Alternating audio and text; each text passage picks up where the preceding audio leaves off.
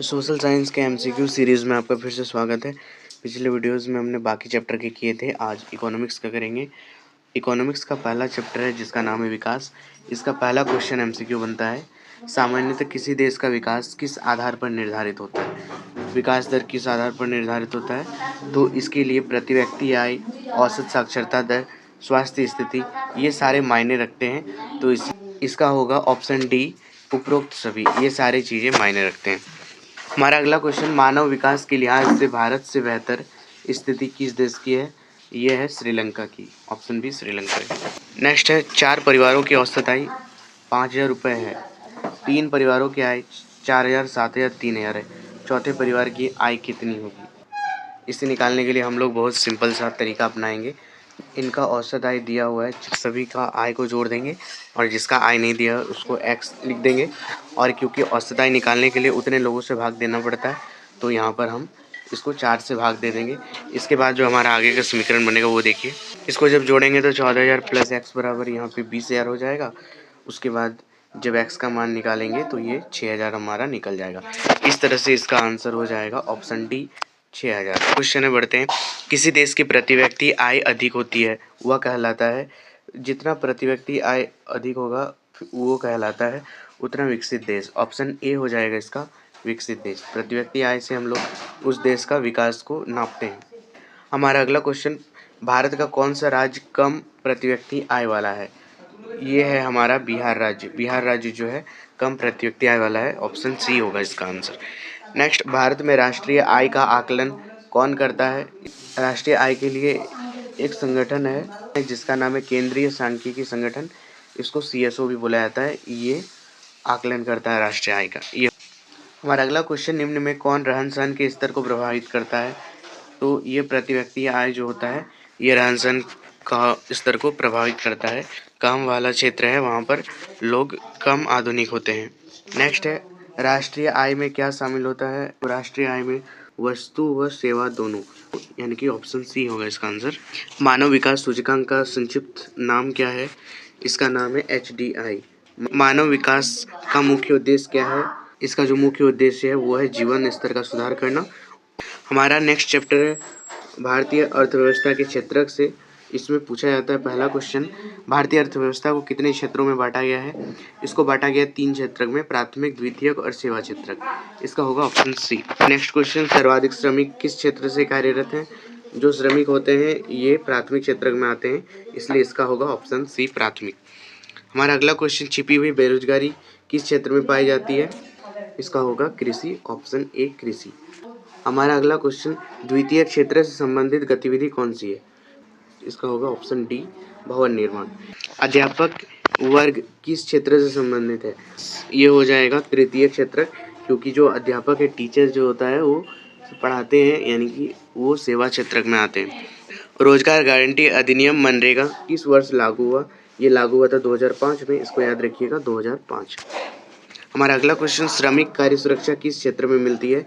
ये मिलती है संगठित में, तो उसका आंसर होगा संगठित। सभी एमसीक्यू बहुत ही इंपॉर्टेंट है, इन्हें लिख लीजिएगा। सार्वजनिक क्षेत्र का उदाहरण क्या है? रेलवे भी सार्वजनिक है, BSNL भी सार्वजनिक है, डाकघर भी, इसलिए ऑप्शन डी होगा इनमें सभी। हमारा अगला क्वेश्चन, सार्वजनिक क्षेत्र व निजी क्षेत्र का आधार है, इसका होगा स्वामित्व। सार्वजनिक क्षेत्र और निजी क्षेत्र का जो आधार होता है ये स्वामित्व इसलिए होगा क्योंकि स्वामित्व यानी कि किसके कंट्रोल में है, किसके अधीन वो आता है, यानी कि स्वामित्व के आधार पर उसको हम लोग बांटते हैं। प्राकृतिक प्रक्रियाओं से उत्पादन किस क्षेत्र में होता है? वो होता है प्राथमिक में, क्योंकि इसमें हम लोग पूरी प्राथमिक रूप से डिपेंड होते हैं प्रकृति पर और मौसम इत्यादि पर। अगला चैप्टर मुद्रा और साख से। इसमें पहला क्वेश्चन है, व्यापारिक बैंक के मुख्य कार्य क्या है? इसमें व्यापारिक बैंक का जो मुख्य काम है वो है इनमें सभी, जमा स्वीकार करना, ऋण देना, साख निर्माण, ये सभी, यानी कि ऑप्शन डी होगा, ये सभी व्यापारिक बैंक के मुख्य कार्य हैं। हमारा अगला क्वेश्चन, ऋण की अनौपचारिक यानी अनियमित स्रोत क्या है? इसका होगा ऑप्शन ए, व्यापारी व साहूकार, क्योंकि व्यापारी या साहूकार से जब हम लोग पैसे लेते हैं उसके लिए ये कानूनी रूप से नहीं होता है, हम लोग ऐसे ही ले लेते हैं कर्जे पर। भारत में बैंकों का नियंत्रण कौन करता है? ये करता है RBI। Option c reserve bank of India. हमारा अगला क्वेश्चन, कागज से बनी मुद्रा क्या कहलाती है? इसे कहा जाता है पत्र मुद्रा। इसका हो जाएगा ऑप्शन ए पत्र मुद्रा। अगला क्वेश्चन, बैंक अधिक ब्याज किस खाते पर देते हैं? बैंक सबसे ज़्यादा ब्याज देते हैं सावधि जमा यानी कि फिक्स्ड डिपॉजिट पर। फिक्स्ड डिपॉजिट वाले खाते में ज़्यादा इंटरेस्ट मिलता है।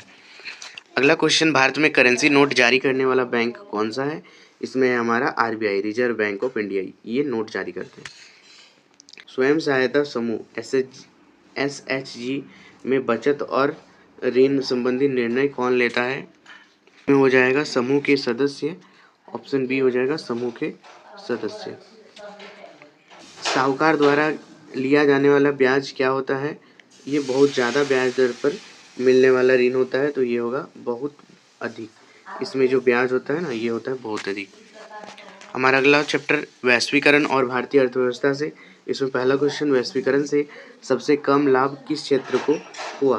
तो इसका सबसे कम लाभ हुआ है कृषि को, क्योंकि उनको जितना लाभ मिलना था उतना नहीं मिल पाया। अगला है घरेलू व विश्व अर्थव्यवस्था को जोड़ना क्या कहलाता है? इसको बोलते हैं वैश्वीकरण। इसका होगा ऑप्शन सी वैश्वीकरण, ये सही उत्तर है। नेक्स्ट, वैश्वीकरण के आलोचक लेखक के रूप में किसे जाना जाता है? तो इसमें जो जोसेफ स्टिग्लिट्ज़ जो है, ये वैश्वीकरण के आलोचक हैं, इनको याद रखिएगा नाम इनका। भारत में फोर्ड कंपनी ने अपना संयंत्र कब स्थापित किया? इन्होंने किया था 1995 में, ऑप्शन बी 1995। अगला क्वेश्चन, वैश्वीकरण ने मुख्य रूप से क्या बढ़ावा दिया है? ये पूंजी प्रवाह को बढ़ावा दिया है, ये हो जाएगा इसका करेक्ट आंसर ऑप्शन ए। इसके बाद हमारा मोस्ट इम्पोर्टेंट चैप्टर उपभोक्ता अधिकार से पहला क्वेश्चन, भारत में उपभोक्ता आंदोलन हुई थी, ये हुई थी 1960 में, ऑप्शन सी होगा 1960। उपभोक्ता संरक्षण अधिनियम किस वर्ष लागू हुआ था? ये लागू हुआ था 1986 में, इसको याद रखना है 1986 में। खाद्य पदार्थ की गुणवत्ता को प्रमाणित करने वाला चिन्ह क्या है? करेक्ट आंसर होगा एग मार्क।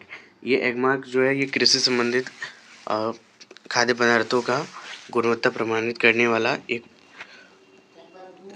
बोर्ड है। हमारा अगला है एमआरपी का पूर्ण अर्थ क्या है? एमआरपी का फुल फॉर्म होता है मैक्सिमम रिटेल प्राइस, यानी कि ऑप्शन बी अधिक खुदरा मूल्य, यानी इससे ज़्यादा प्राइस में आप सामान को बेच नहीं सकते। अगला है हॉलमार्क किस वस्तु पर लगाया जाता है? हॉलमार्क लगाया जाता है सोने के आभूषण पर, ऑप्शन ए होगा सोने के आभूषण। हमारा अगला क्वेश्चन, जिला उपभोक्ता अदालत कितनी राशि तक के मुकदमों की सुनवाई करती है? ये सुनवाई करते हैं 20 लाख तक का।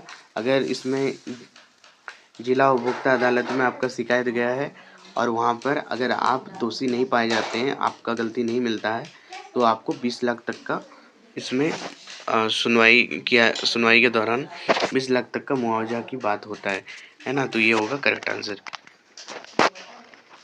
अगला है राष्ट्रीय उपभोक्ता दिवस कब मनाया जाता है? बहुत इंपॉर्टेंट क्वेश्चन। ये होता है 24 दिसंबर, है ना, ये होता है 24 दिसंबर। हमारा अगला क्वेश्चन है, जागो ग्राहक जागो किसका नारा है? ये नारा है उपभोक्ता जागरूकता का, ऑप्शन ए उपभोक्ता जागरूकता, ये होगा करेक्ट आंसर। इस तरह से हमारे मोस्ट इंपॉर्टेंट सोशल साइंस के सभी चैप्टर आज कंप्लीट हो जाते हैं। ये बहुत ही इंपॉर्टेंट क्वेश्चंस हैं, इनको लिख कर प्रैक्टिस करिए। ये एग्ज़ाम में बहुत ज़्यादा पूछे जाते हैं। मिलते हैं नेक्स्ट वीडियो में, तब तक के लिए थैंक यू। अपना कमेंट में ज़रूर बताइए कि कौन सा क्वेश्चन ज़्यादा इंपॉर्टेंट लगा। मिलते हैं नेक्स्ट वीडियो में, और कोई कमेंट या डाउट है तो कमेंट करिए। Thanks for watching.